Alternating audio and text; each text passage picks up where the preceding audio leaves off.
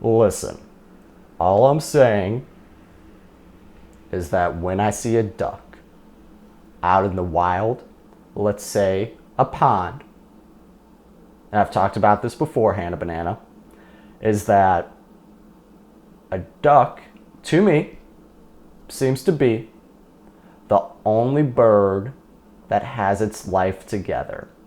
I'm not trying to be too critical of other birds, but sometimes when I look at, hey everybody, good morning, all you cool cats, kittens, and everything else in between, all you weird little monsters.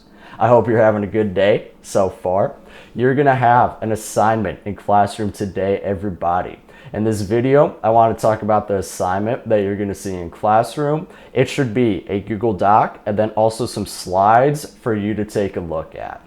At the end of the video, there's a couple more things I want to talk about, but they just have to relate to housekeeping and making sure we're all on the same page.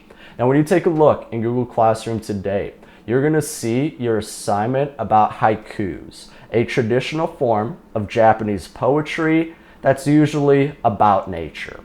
What I like about haikus, everybody, is that they are traditionally short poems that do not rhyme. And so some people initially might think that these poems are a little simple and they can't tell us big, important facts about life. But I would argue that when you take a look at any haiku, they're short, yeah. But because they're so short, every single included word, it has weight for its meaning. Now, the special thing about the form of a haiku is that you have to work with syllables. You have to work with the beat or the rhythm of any given word that you want to put into your poem. A haiku has a line of 5 syllables, 7, and then back to 5. If we took my last name as an example, Vai-sa-gi, it's got 3 syllables, Vai-sa-gi.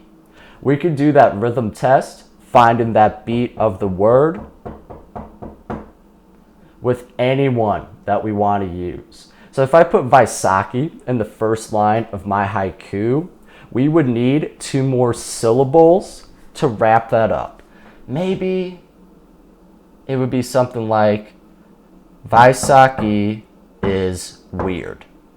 And I think that's a very accurate start to a haiku. But as you're taking a look at these PowerPoint slides, everybody, you're going to have all of these examples, all right? So on the second slide, it gives you the haiku Cherry Trees by Kobayashi, Issa. It reads, in the city fields, contemplating cherry trees, strangers are like friends.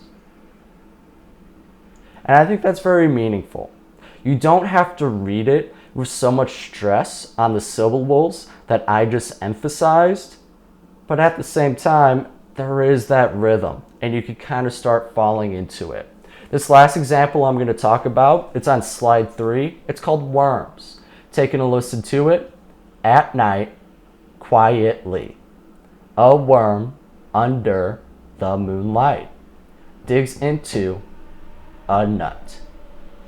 Now, for the topic at hand, worms digging through the ground, I just don't know how much deep, world-changing information is found in that poem, but I like the rhythm. I like the emphasis that it places on the different elements of each word, and the rhythm and the way it's set up, it guides you to the end of the poem because we have that 5, 7, and then back to the 5.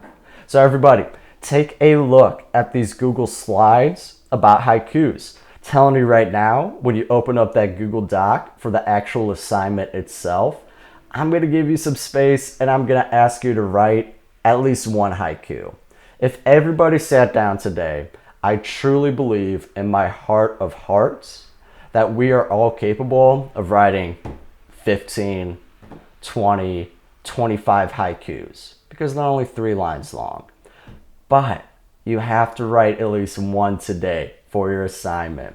Think about your life. if you can't write exactly about nature and you have to become a little creative, that's absolutely fine. So if you want to write about family, if you want to write about something else that interests you, if you will really want to use animals and nature as your topic, that would be absolutely fine. So what I mean by that, if you want to write your haiku about your cat or your dog and you don't feel like that's exactly nature, please feel free to write about any school appropriate topic that's interesting to you.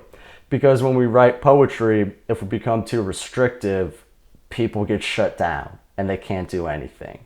So take a look at the slides, think about a haiku that you yourself would like to write, and get that turned in by the end of the week. Everybody, today from 10 to 10:30, I'll be doing my live class meeting. You'll see the link in Google Classroom. If you want to stop in, say hi, see what everybody else is up to, please feel free to do so. I will be taking you through a short little presentation. It's not a lesson or anything like that, but another way for us to make a connection in these weird times we are living in. Everybody, I have to go. Hannah Banana and we're having a pretty serious conversation. I'm going to get back to that. You've got haiku slides to read over, and you've got haikus to write. Have a good day today, everybody. And if you didn't get that reading log done from yesterday, take a moment and get that reading log done.